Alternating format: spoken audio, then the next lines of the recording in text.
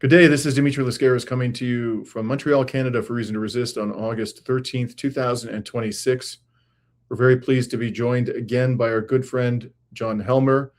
He is an expert in all things Russian, at least from the political perspective, and if not much more. And we've had him so many times on our show that he hardly needs any introduction. Thank you very much for joining us again, John. Thank you for having me, Dimitri.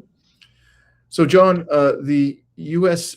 Department of State just notified the Congress of a proposed Turkish transfer to Ukraine of 12 M270 multiple launch rocket system launchers and 70 M39 Army tactical missile system missiles. These are known as ATACMS, along with M26 rockets and 230 millimeter artillery rounds. And here you can see an announcement of the proposed transfer. Now, because the weapons are U.S. origin, Turkey requires Washington's approval to re-export them to a third country. And the department notified Congress on August 3rd, starting a 15 calendar day review period. The transaction can proceed unless Congress passes a joint resolution blocking it. The 70 M39 ATACMS missiles have 560 kilogram cluster warheads carrying 950 submunitions, each producing about 260 fragments across a destruction zone of up to 15 square meters.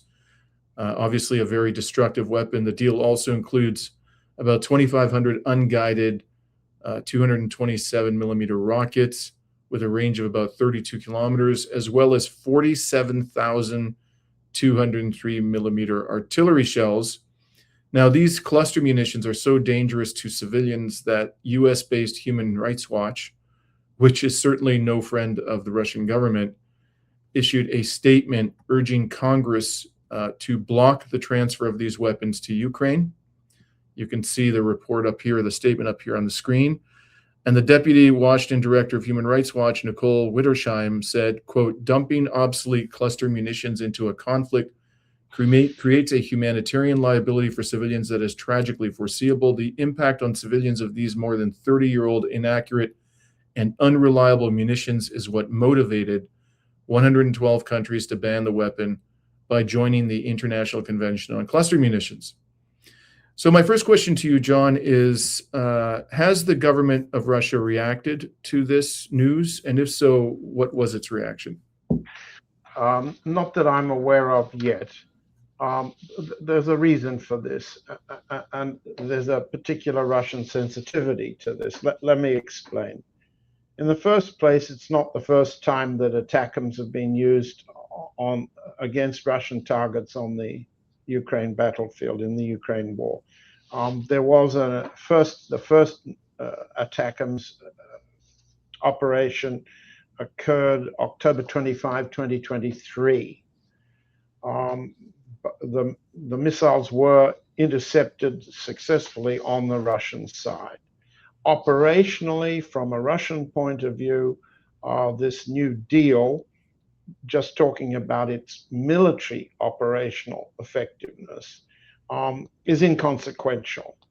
I can refer you to Andrei Martyanov, a Russian military equipment specialist, who's estimated that given the effectiveness of Russian air defense, to get two missiles, attacker missiles, through a 95% accurate Russian air defense would require a firing of 40 missiles, a salvo of 40 to get through two, which means that the proposed deal would provide possibly no more than 3 missiles getting through Russian air defense. Operationally, that's inconsequential. What's far more consequential is not the cluster munition effect. It's too late for the Human Rights Organization of the United States or anywhere else to object to either US provision of cluster munitions or Russian use of cluster munitions or Ukrainian use of cluster munitions. It's too late for anyone in the United States to object to civilian killing. That's what's going on And if the US public opinion thinks they can make distinctions between methods of killing, between cluster bombs and drone warfare, they're kidding themselves. It's an illusion. No, this is a very important deal. And here's why it's not discussed yet in Russia, even bearing in mind that we're in an August summer holiday. It's coming from Turkey. It's coming from Turkey. Now, bear two things in mind here. First, this is the second strategically significant Turkish deal affecting Russia. This one essentially puts President Erdogan in a position of arming the Ukrainians to kill Russians on the battlefield. That's not exactly new. The Turkish Bayraktar drone was supplied early on in the conflict. The Russians neutralized it quickly. But it's the return of Erdogan attacking Putin's people, attacking Russians. Why? That's first point. Second point, Turkey has already asked for Russian permission to transfer Russian-made S-400 air defense missile batteries and missiles to one of the combatant countries at war with Iran, Russia's ally. Such a transfer may go to Saudi Arabia. It may go to the United Arab Emirates. It may go to Qatar. It's not clear yet. If it goes to Saudi Arabia, it will become part of the so-called Mecca Pact, which Turkey signed with Saudi Arabia, as you very well know, and Pakistan in Mecca a few days ago. That pact, and we can discuss it more, is regarded in Russia as targeted on Russia and Iran. Turkey is now targeting Russia twice.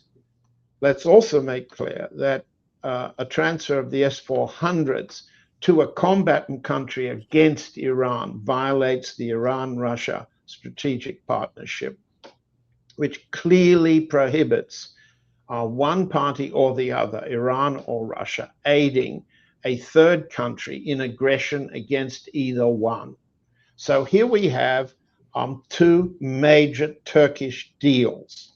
At the same time, Turkey appears to be behind and in support of the Syrian president, Ahmed al-Shara, also known as Jalani, who's made an agreement on the future of Russia's air base in Syria and its naval base. That's the Tartus naval base, it's the Khmeimim air base. So Turkey is making three major moves here, and let me unpack why they're significant. Why would Turkey, at this point, make a deal with the United States to supply ATACMS to the Ukraine?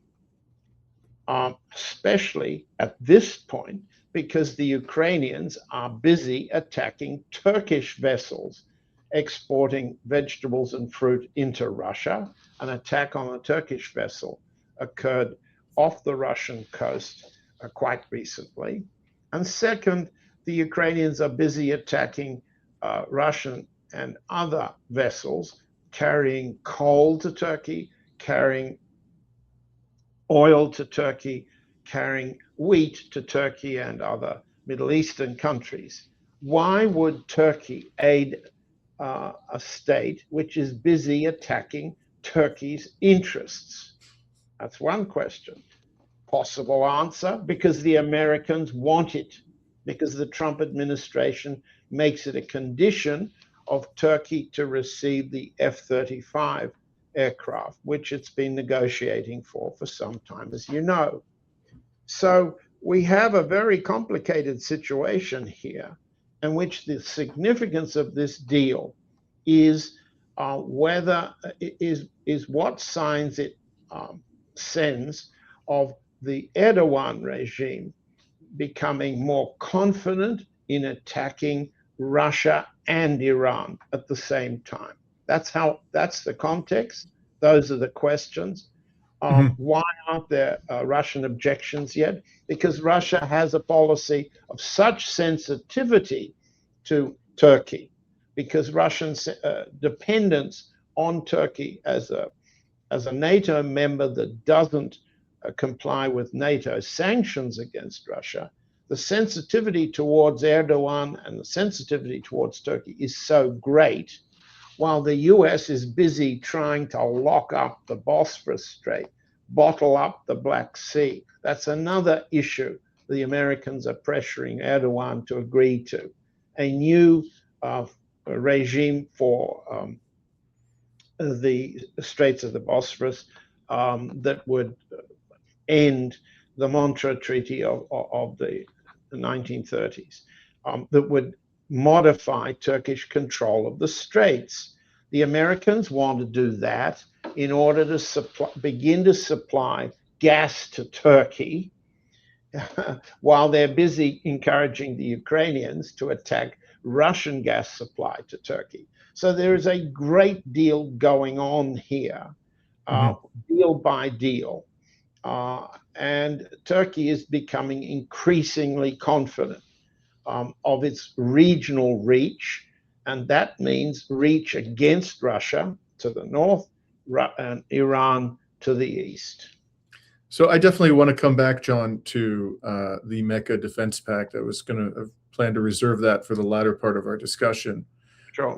But returning to these two deals you mentioned, there's the ATACMS artillery shells and the S-400. I guess the one common denominator is that this is what Washington wants Turkey to do. In that regard, I just want to share with our audience some recent commentary by Donald Trump on the Turkish President Erdogan.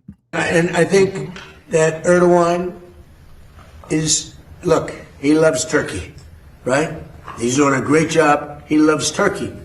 I love the U.S., but he loves Turkey, and he's doing a great job. He's a respected man, a respected leader, and he's been a friend of mine. Now, I shouldn't say that, because guys like Peter would say, oh, he likes Erdogan.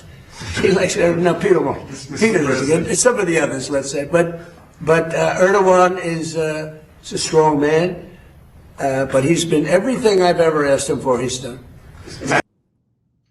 Everything I've ever asked him for, he has done. Now, Turkey's foreign minister, John, this for me is just mind-blowing, frankly. On August 9th, less than 1 week after Trump notified Congress of the proposed transfer of these munitions, these cluster munitions and other weapons to Ukraine from Turkey, Turkey's foreign minister made a remarkable statement. He warned Western governments that if Russia was pushed into a corner, it might resort to nuclear weapons. And here you can see a report in the Turkish media about that warning. Now, if you actually believe that Russia might resort to nuclear weapons in the event it feels pushed into a corner, why in God's name would you be transferring these highly lethal weapons to Ukraine to attack Russians and create a considerable hazard for civilians? And of course, you mentioned that the ATACMS would not fare well against Russian air defenses, but there are also a lot of artillery shells in this package and so forth. This seems to me to be a radical inconsistency between what the Turkish government is doing and what the Turkish government is saying. What do you make of this, John? The fact that the foreign minister of Turkey is issuing this warning to the West at the same time as Turkey is doing what Washington wants, which is transferring a significant amount of lethal weaponry to Ukraine. First of all, Hakan Fidan is a foreign minister now, but he's been a very significant intelligence chief in Turkey before he became foreign minister. Second, and I don't need to tell you, Dimitri, we're talking Greek politics. Anything to do with Turkey is about Greek politics and Greece's principal enemy. Fidan is also, as I understand it, but you may understand Turkish politics more directly than me. And all my Greek experts on Turkish politics are on their natal islands, are taking the sun. So I can't get a good read on this, but as my understanding is, Hakan Fidan is part of, if not a presidential candidate, in the process by which President Erdogan will either retire for ill health or die, or in any event, try to arrange and settle a very significant political contest for the succession in Turkey. So I would interpret Fidan's public statement as having some domestic Turkish significance, as the factions seeking to succeed Erdogan position themselves in relation to the Trump administration. Some are more pro-American than others. I'm in no position to say whether the Erdogan family succession candidate is more or less pro-American, more or less independent, let's say, of the United States. And I don't understand, but I can simply say this is the way to read anything that Hakan Fidan says. It must be understood in a context in which he is not disclosing its meaning. The man has never disclosed what he really means. And you made that point. What they say and what they do are different. Well, the Turks are hardly unusual in great power politics like that. But I would read this remark in relation to the Turkish succession to Erdogan, or in itself towards the United States or against the United States.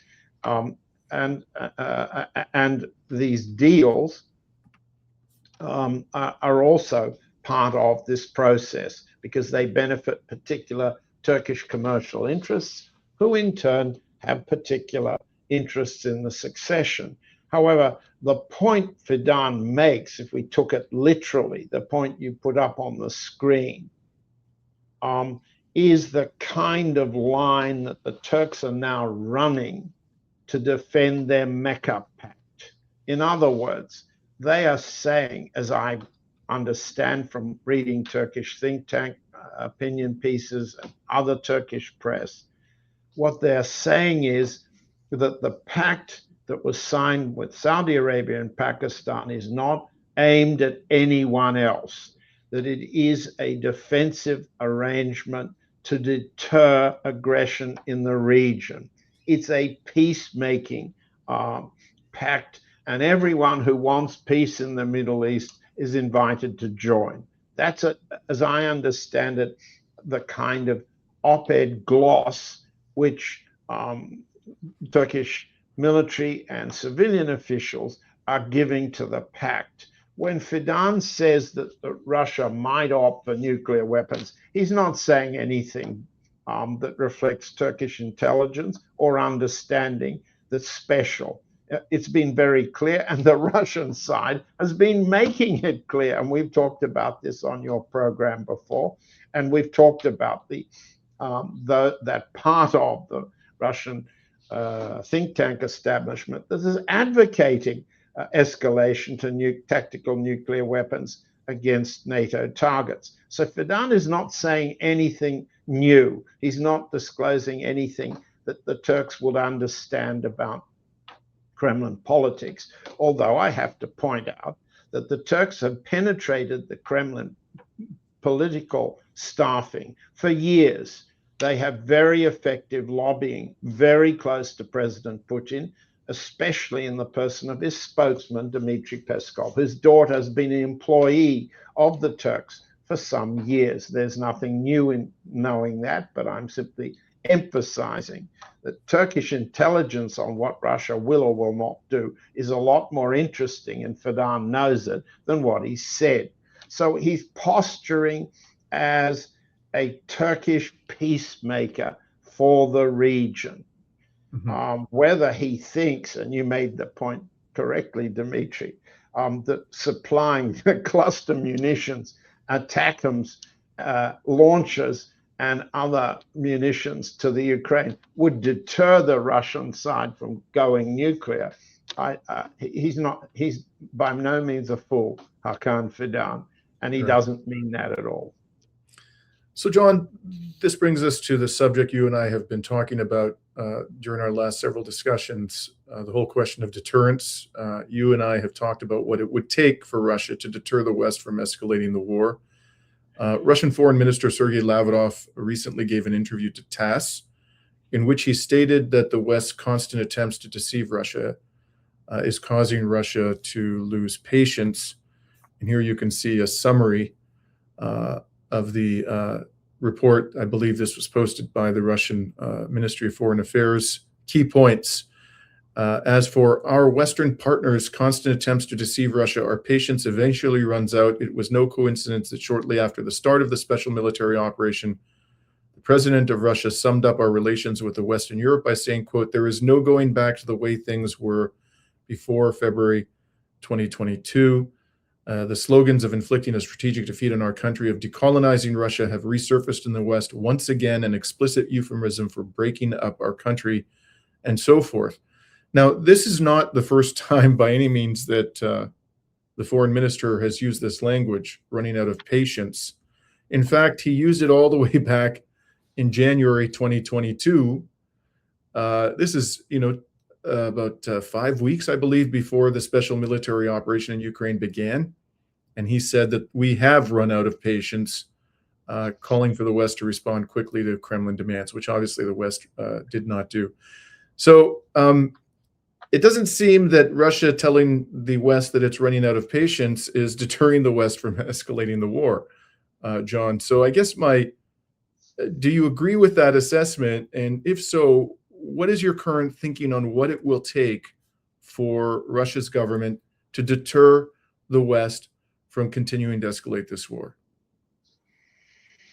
It's a big and powerful question, Dimitri. And let me try to answer it, first of all, by pointing out exactly what Foreign Minister Lavrov meant when in the last posting, the last reference you made, when he said we were running out of patience in January 2022, weeks before the special military operation began. What did he mean then? What he meant then was that Russia had tabled two agreements, draft agreements for non-aggression and mutual and reciprocal security for NATO and Russia in Europe and for the United States and Russia. Those pacts we've discussed.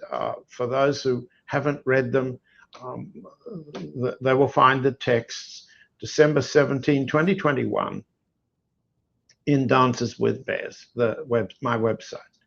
The point I'm making here is that was the final attempt on the Russian side to offer a security framework that would deter war, the war that was underway by the US, the Biden administration at the time, and the NATO powers against Russia. What was offered was a framework for peace and mutual and reciprocal security. Running out of patience, however, was not the Russian side, but parts of the Russian government and parts of the Kremlin decision-making group. President Putin is the one who is meant as the person who never runs out of patience. He is never escalating at the level and with the force that has been recommended to him by the General Staff, by a majority of the Security Council, and by the Military Intelligence Service. The patience that's been displayed was in that proposal for treaties, which were then negotiated briefly with the Americans in Geneva. The Biden administration officials rejected it, holus bolus. Then Foreign Secretary of State Blinken dismissed it contemptuously, and that was the end of a diplomatic initiative. Then President Putin had no choice but to go to the special military operation, which, as he's pointed out over and over, is not a war. Did that then?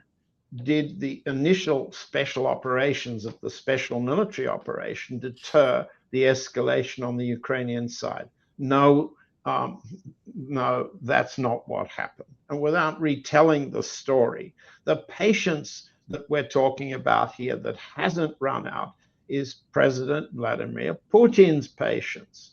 Now, let's fast forward to where we are now and ask ourselves, what exactly is the escalation of the Ukrainian-American NATO side at the moment? And then let's look at what President Putin is saying he's prepared to do. Summing up, he has proposed, we've talked about it before, he said it a number of times. President Putin has a magic mirror. He responds mirror image symmetrically, tit for tat, we would say in English, to Ukrainian, US, European NATO escalation. At sea, and I mentioned this, the sea front, the front of the war at sea, because President Putin had a naval briefing aboard the Varyag cruiser in the Far East with Admiral Victor Liena, the chief of the Pacific Fleet. And this happened only a few days ago. And again, the issue of deterrence came up. What President Putin again said was that if the NATO powers, the British and the French in particular, but also the United States, the US has been part of the seizure of Russian vessels, just as the French have, the British have, and boarding of Russian vessels and sending masters of Russian ships carrying Russian cargo to prison. This is what the US is doing. So in Putin at a Pacific Fleet briefing, on August the 12th said, and I'm looking at the paper to get the words right, seizure of our ships and the sale of the property that's been looted. This is nothing but piracy and robbery. By the way, piracy and robbery are not war. And if this begins to be implemented in practice, we will have to respond in mirror fashion.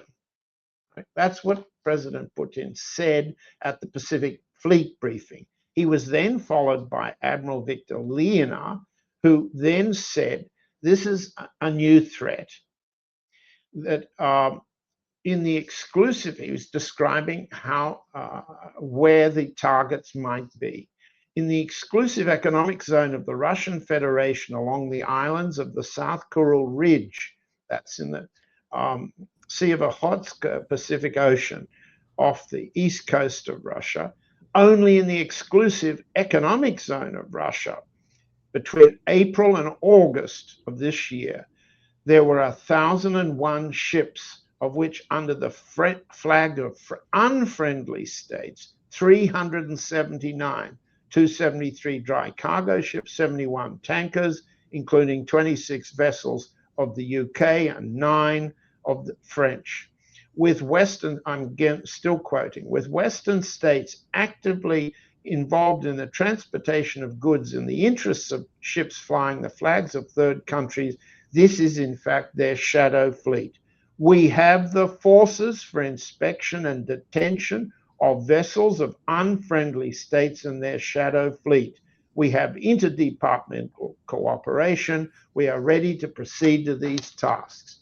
Now that's what the Pacific Fleet commander said, and it sounds like a significant escalation of threat against all attacks, US, NATO, European, and Ukrainian, against Russian vessels or vessels carrying Russian cargoes on the high seas. It sounds like a threat, but and President Putin has said, we will respond mirror-wise at sea. Only that's not happening. I have to emphasize this. The foreign US war seizures of Russian vessels, like seizures of Iranian vessels, have not been responded to by the Russian side. There's been no tit for tat. There's been no mirror. Of course, there is public opinion, military bloggers, press critics saying, why isn't the Russian Navy defending the Russian trade when it's attacked in these ways? That's what Admiral Leonard is saying. We will respond. We're ready. Only the order isn't coming from President Putin. So the patience, so-called, is in fact President Putin's foot on the brake of every form of retaliation escalation that Russian public opinion now, according to last week's poll, is in favor of. One other example, and then I'll shut up. The other example is that we see retaliation in and around the Odessa port complex. That's not only Odessa port, but the related ports in the region that give Ukraine, roughly speaking, 90% of its export trade access to the sea. The Russian side has been, the armed forces have been hitting these ports and incoming vessels to these ports with missiles, with drones, virtually cutting off, stopping Ukrainian operations in the Black Sea. Okay? Now, that is an attempt to cut off the Ukraine by sea. There is, however, no parallel cutoff of NATO US supplies, including those Turkish ones, if they're delivered by land, through the Rzeszów, the Polish border hub. There is no retaliation, no cutoff of the Ukraine by land. So, just to come back to where we were, if there are Turkish missile deliveries, if they go by sea, they are unlikely to be deliverable. The Russians will attack them. Have the Turks agreed to deliver in order that the Ukrainians will agree to stop attacking Turkish vessels? Maybe. I doubt it. In any event, for the Turks to deliver, the only road open is by aircraft or sea to Poland, by train down to Rzeszów, by train into the Ukraine. That's the way that President Putin has left open. So, to come back to your big question, Dimitri, the right question, what's the deterrence here? Have I said enough to point out that there are deterrent moves that are effective, and those deterrent moves leave large loopholes, geographic loopholes, military loopholes, political loopholes on the front of the war at sea, on the Ukraine battlefield by land and sea. And we haven't finished all of the other fronts where Russia is not acting in mirror image, as President Putin said. It's not. It says so, but it's not. I just want to add one other failure to act in a mirror image, at least from my perspective, John. And this report was just published by the Associated Press. Ukrainian drones strike major Russian refinery 800 miles from the border. That's close to 1,300 kilometers. So this is yet another example of Ukraine, undoubtedly with extensive Western assistance, striking fairly deep into Russia's strategic rear. To me, the mirror image of this would be for the Russians to strike energy facilities that are supplying Ukraine with whether refined oil products, crude oil, whatever, deep in Ukraine's strategic rear. Ukraine's strategic rear is not Western Ukraine. Ukraine's strategic rear is Europe, the United States, and Canada. That's where the weapons are coming from. That's where the energy, much of it is coming from. That's where the intelligence is coming from. And Russia has so far struck none of that. Correct. Absolutely none of it. So it seems to me, again, I don't want to sound like a broken record, but it's an extremely dangerous situation. If my assessment is correct, it's very dangerous for us all. And that is that Russia eventually will be forced, whatever Vladimir Putin's inclinations may be, eventually it will be forced to attack one or more NATO countries in order to achieve effective deterrence. I mean, I'm curious to know, do you disagree with that? If you do disagree with it, how will it achieve effective deterrence, if not by imposing on Ukraine's military and intelligence backers a serious cost? What will deter them? Well, I think we have had this debate or discussion before. I disagree. I disagree that the Russian side, notwithstanding the threats to attack NATO targets either by conventional warheads aboard an Oreshnik missile or by tactical nuclear weapons, either on an Oreshnik or another missile, against which the Europeans and NATO don't have effective air defense. I don't believe that, first, that the Russian side will attack a NATO target outside the Ukrainian battlefield. I also don't think they need to for deterrent purposes. First. Second, those Russians who advocate such a move are entirely mistaken as to what the effect on NATO would be were there to be a Russian attack of that kind.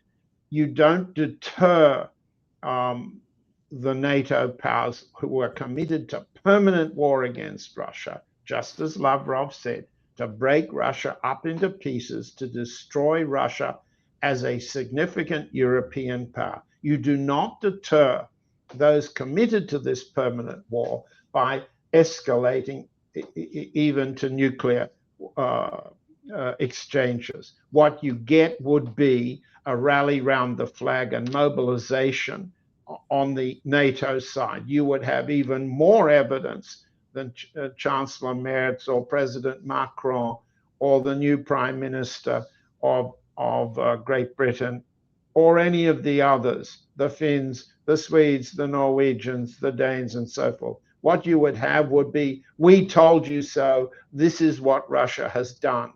Remember how this began? The British invented a Novichok attack in 2018 on two Russians, Sergei Skripal and Yulia Skripal, in the middle of Salisbury in Wiltshire, in the center of England. The theory of that attack as a fabricated operation was that the Russians are now attacking on British soil, so we must be prepared to pay for escalation against Russia on the Ukrainian battlefield. That's what has happened. The Novichok fabrication was a success in British public opinion. There are a number of things that the Russian side could do if they were aiming at deterrence with political effect. For a start, they could start to attack US capital invested in war on the Ukrainian battlefield, just as the Iranians could do so. For example, US capital is invested by Elon Musk in the Starlink operations, which are vital to Ukrainian military communications and part of their war effort. There are a variety of ways for Russia to hit at Musk. Second, there are a variety of ways for mirror image retaliation for Ukrainian attacks on wildberries. Wildberries is the Russian equivalent of Amazon. Bezos is a US oligarch backing the Ukrainian war through his Washington Post and other assets, and backing the re-election of President Trump. The Russian side could have a mirror image attack on Amazon, and so could the Iranians, could attack Amazon centers in and around battlefields that aren't part of the so-called NATO umbrella of Article 5. There are a variety of other targets associated with Peter Thiel's Palantir operation. I could go on. What I'm talking about in principle here is that Russia could but does not attack US capital, US oligarchs who are attacking on the battlefield. It doesn't even do that much in mirror image or symmetrical or tit-for-tat warfare. Why? The reason is very clear. President Putin depends on his oligarch base, who are, by the way, sanctioned thoroughly by the US side, and he's not going to attack the counterpart US oligarchy.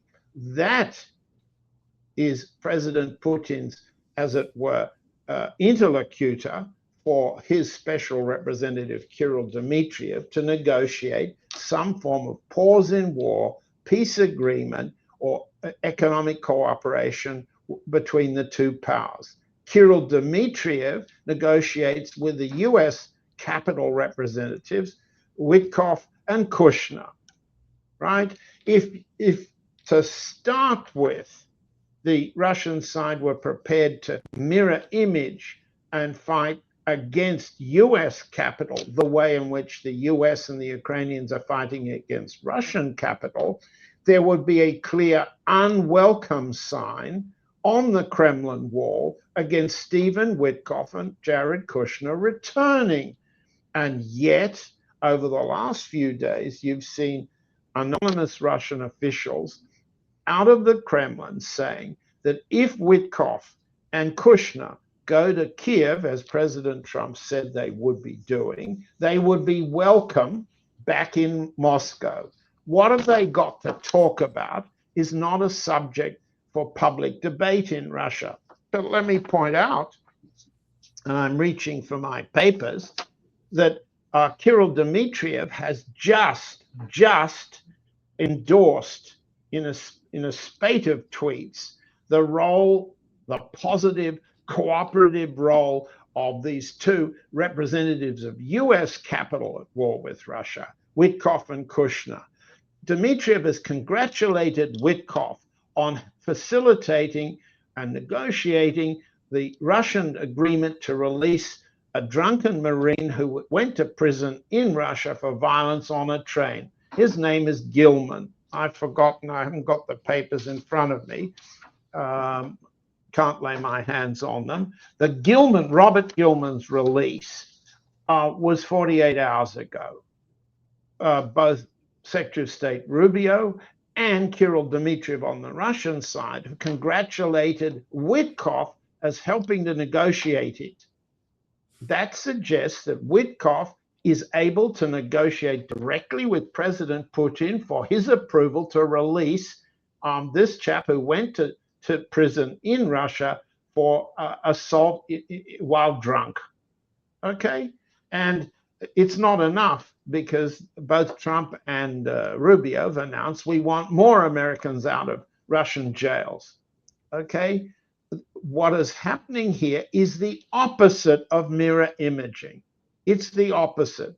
And there's no point in asking, is Russia ready to go to tactical nuclear weapons escalation, when the response at this point, the catalog of policy moves I've indicated, is a catalog of pusillanimity. I'm not even good at pronouncing that particular word. There is no point in fluffing up fictional feathers to say that Russia is on the brink of being forced to go to tactical nuclear escalation, when so much that could be done isn't done on the battlefield. And the reasons for that relate to the economic base of President Putin's rule, which is in common with the economic base of President Trump's rule. Just to be clear, I wasn't suggesting that Russia would be forced to go straight to tactical nukes targeting one or more NATO countries. They have plenty of powerful conventional weapons that U.S. defenses cannot counteract, that they could use. I certainly agree with you, John, that if they did that, there's going to be howls of indignation from the halls of power and the corporate media in the West. We told you so. This was inevitable, and so forth. Yes. But I think at the end of the day, they're going to continue to escalate whether or not they can make the case credibly that Russia is a threat Yes. to Western Europe. And so the only way to put a stop to it, I hope you're right. I really hope you're right about this, but I think the only way to put a stop to it is to make these people, the decision makers in the West, feel that they themselves are personally at risk. And as long as Russia is not willing to launch any attack whatsoever, even of a conventional nature, on any target in the West, no matter how implicated it is in the killing of Russians, they will not personally feel a threat.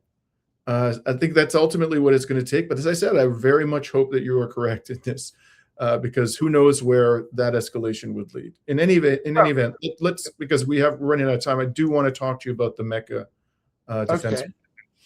Okay. So, as you mentioned, this thing was agreed to by Pakistan and Turkey and Saudi Arabia, and they announced it with great fanfare in Mecca, posing, one might say, as the true guardians of Islam. And this is the joint statement that they put out, guided by the long-standing historical ties among the three states, based on the enduring bonds of brotherhood and Islamic solidarity that unite them, and building upon their shared strategic interests and long-standing defense cooperation. They have signed the Mecca Joint Defense Agreement, reflecting the three states' shared commitment to further strengthening their collective security. Then it says the agreement is intended to strengthen collective deterrence against any act of aggression, and stipulates that any armed attack against any one of the three states shall be regarded as an attack against them all.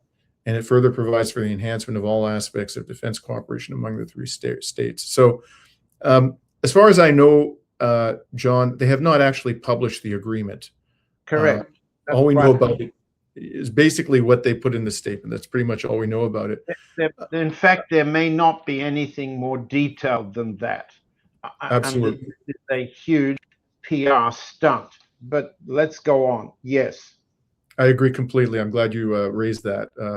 I have my own doubts about whether there's anything more than this piece of paper that we just looked at. In any case, now, you talk, there's a lively debate going on in the alternative media. You're probably aware of it, John, about what this all means. And on the one side, you have people saying, and I think rather hopefully, that this is intended to deter Israel and perhaps also to some degree the United States from aggressive actions in West Asia. Now, I frankly find that, I don't mean disrespect to those who have this view, but I kind of find that comical, because the three characters who are behind this agreement, the Prime Minister, or at least nominally, it's the Prime Minister of Pakistan, Shehbaz Sharif, Erdogan, and the Crown Prince, are all effectively vassals of Washington, and everybody in the world knows how deeply Washington cares about Israel. So are they actually going to form a military alliance that poses some kind of a threat to the aspirations of Israel? I find that extremely difficult to believe. And I have other reasons to doubt this narrative. It seems to me, even though they are saying, as you pointed out, this isn't aimed at any particular state, that it's pretty damn well clear that it's aimed at Iran. It is Iran that they would potentially, and in fact, Saudi Arabia has already facilitated attacks on Iran, allowing the Americans to use their airspace and territory. And in response, it has suffered attacks from Iran. Yes. And I also don't believe there's any realistic prospect, whatever rhetoric we may hear from the Israelis, of them attacking Turkey, Saudi Arabia, or Pakistan, for a whole variety of reasons. I just don't see that happening. The real threat here, this was intended, in my view, to deter retaliatory strikes on Saudi Arabia by not only Iran, but also by its allies in the region, including Ansar Allah in Yemen. Now, yes, you made an interesting comment. So first, I'd like your views on what you think is going on here. But you also mentioned, and I hadn't appreciated this, that the Russians think that this may be aimed at them. So please share with us your views about the Mecca pact. What is it all about? Why is this happening? And also, please elaborate on the Russian view of this. Well, it's ill behoves me to be speaking to you as a Greek who's in a better position to analyze all of the war-making expansionist threats that Turkey represents to both Greece and Cyprus. And to have Turkey announce that it's now got Saudi financial and security and religious brotherhood in support of any provocation that might occur, and they occur frequently over the Aegean Sea and under the sea surface in relation to both Cyprus and Greece. These are all Turkish expansions for what their Turkish program is, to expand their rule and their influence and their commercial profit making from the Eastern Mediterranean, including Cyprus and Greek waters. So essentially, those who understand that the Turks are permanent enemies with a permanent program of expansion to the limits of the old Ottoman Empire and beyond I mean including Libya and other parts of the African continent. Anyone who understands Turkish policy since the Ottoman Empire was defeated or before understands that any pact like this is aimed at Turkey's traditional targets. Now, one of them is clearly Iran. And we know that Turkey, particularly Hakan Fidan in his intelligence role, has been facilitating the kind of formations of proxy forces, calling them Kurdish forces, that would threaten Iran from the West. Turkey has an interest in a pact like this to further curtail or destroy Kurdish autonomy in Syria. Turkey has already expanded into and along the old Ottoman provinces along the Mediterranean coast that are now called Syria, including the Tartus and Memim, Latakia areas of Syria, with which we began this program. Turkish ambition to expand there also threatens Lebanon, and Turkish, coordination, secret collaboration with the United States in preparing a Jelani force aimed at Hezbollah. That's part of this expansion too. Now, I hear, and this is very important, but I'll say it discreetly, on other podcasts, those who are extremely close to Tehran and some factions of the Iranian government at the moment don't want to offend Turkey. They don't want to say anything like what you've just said, and thank God you're saying it and not just me. They don't want to say anything to imply that Turkey threatens Iran. I even heard one of these so-called experts, himself of Iranian origin, but in fact a Lebanese who now lives in Brussels. I heard him say the other day that this is a pact that could extend to Azerbaijan with peaceful intention towards Iran and towards Russia. Well, here we come to another form of Turkish expansion that threatens Russia on its southern front, not only Iran, but through Azerbaijan. Okay, so any one who doesn't understand it, there's plenty of understanding of Turkish ambition against Russia in the Caucasus. Anyone who doesn't understand this can make the mistake of the Iranian discretion and silence right now reflects the fact that Iran is committed to fighting a war with Israel, the United States, and those Arab states that support it. So Iran doesn't need to say there are more enemies on its borders than it presently has. And so you have a factional difference among Iranians. I've seen Iranian official comments saying, this pact is a fake. You can't, if the US and Israel couldn't have provided security for Saudi Arabia, who thinks that Pakistan and Turkey will add it? Okay, let's quickly imagine that there was something, since this was put on in Mecca as a peace initiative of the region. Let's remember that the takeover by so-called terrorists of the Grand Mosque in Mecca had to be defended against by French special forces many years ago. Now, given the tightness with which MBS controls all Saudi politics, and his nervousness, a traditional nervousness in the House of Saud, going from the beginning towards any form of internal rebellion, whether in the south, supported by Yemeni and Ansar Allah and others, or within the center of the country. Imagine that there was another operation in Grand Mosque or in Mecca. Now you've got Muslims to intervene. You've got Pakistani forces already deployed in Saudi Arabia at their request under the Saudi-Pakistan Pact of last September. And you've got Muslim Turks. Yes, you've got Sunni Muslims who could come to the rescue of the Saud family if there were another unfortunate event in Mecca. Not Frenchmen, not Americans.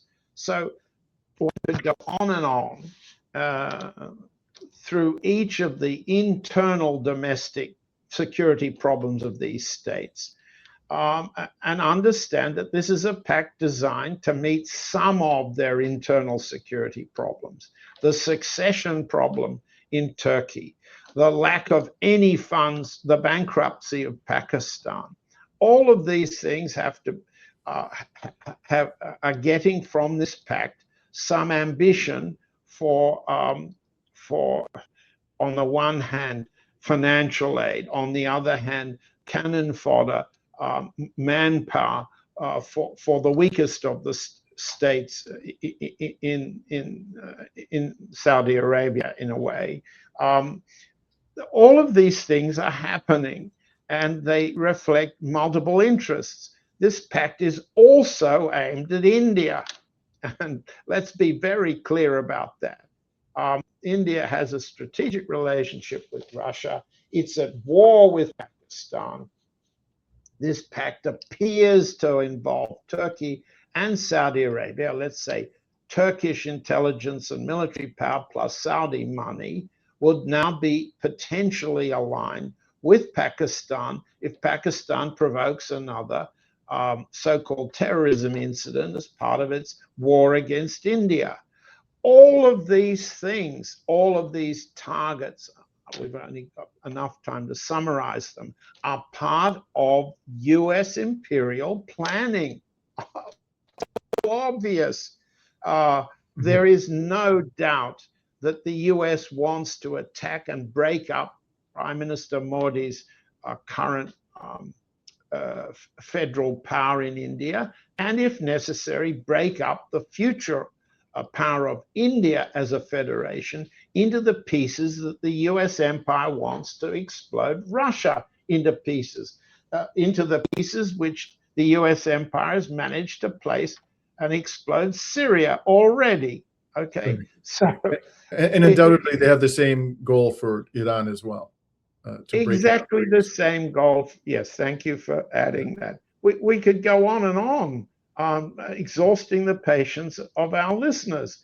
They can certainly hear on other podcasts without understanding why they're hearing it from those particular spokesmen.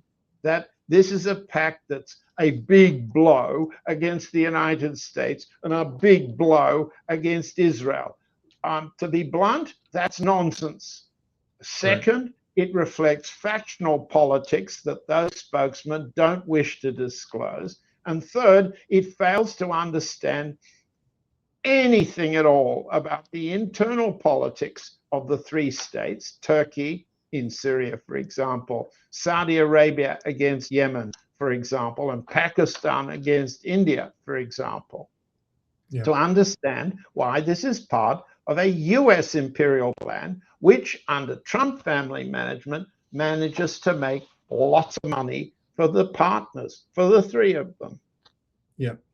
On the question of internal politics, John, and I tried to point this out in a previous program, I've often wondered myself during the course of this war in Iran, why Turkey, which is so deferential to Washington and has its own imperial ambitions, and I'm sure is not happy at all with the expansion of Iranian power in the region, why it hasn't adopted a more openly belligerent attitude towards Iran. And I don't think you have to look far to find the answer to that question, and that is Turkish public opinion. This a poll was done earlier this year, which said 68% of Turks want Turkey to stay neutral in the war with Iran, and almost 23% said Turkey should support Iran, while only 2.1% said Turkey should support the U.S. and Israel, with 0.2% having no opinion. So if people want to understand why, Turkey hasn't taken a more overtly hostile approach to Iran, I think this certainly is part of the thinking of the Turkish political elite. Any final words from you, John, on this point? There's one element that we've left out, and that's Turkey's expansion into northern Iraq.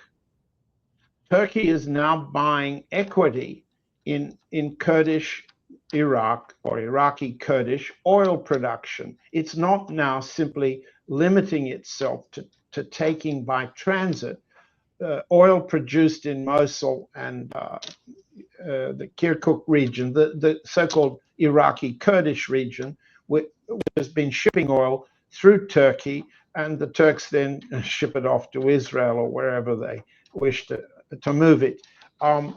Turkey is increasing its capital stake in Iraq. Saudi Arabia understands that when, and it will be a when, it's not an if, Iraq recovers from the breakup inflicted upon it by the United States and Israel in the destruction of Saddam Hussein's regime. When Iraq recovers, Iraq will recover the same hostility towards Saudi Arabia, the Saud family, the Kuwaiti sheikhdom that Saddam Hussein reflected. His was a traditional Iraqi hostility, especially to the Saudis, and that'll come again.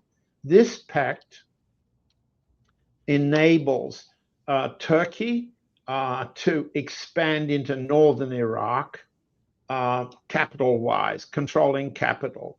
It enables Saudi Arabia, which has capital but no military competence, to finance the long-term defense of Saudi Arabia against Iraq also. Now, I don't know why Arab commentators aren't making this as clear as it seems to me to be clear. Vanessa Beeley, based in Beirut, is making it nice and clear why factional political differences among Arab commentators and Iranian ones are minimizing the potential threats of this pact against Iran, against Russia, against India, and against Iraq, and against, of course, against Yemen, but that war's already going on. These are so obvious that I can't for the life of me understand why podcasts based on investigative journalism fail to miss it. Such podcasts aren't investigative journalism, they're state propaganda. That's too bad. Mm-hmm. I share your mystification, John. Thank you for, because to me it's pretty damn obvious as well. But in any case, always a great pleasure talking to you, my friend, and I look forward to our next conversation. Thank you, Dimitri. I look forward to it too.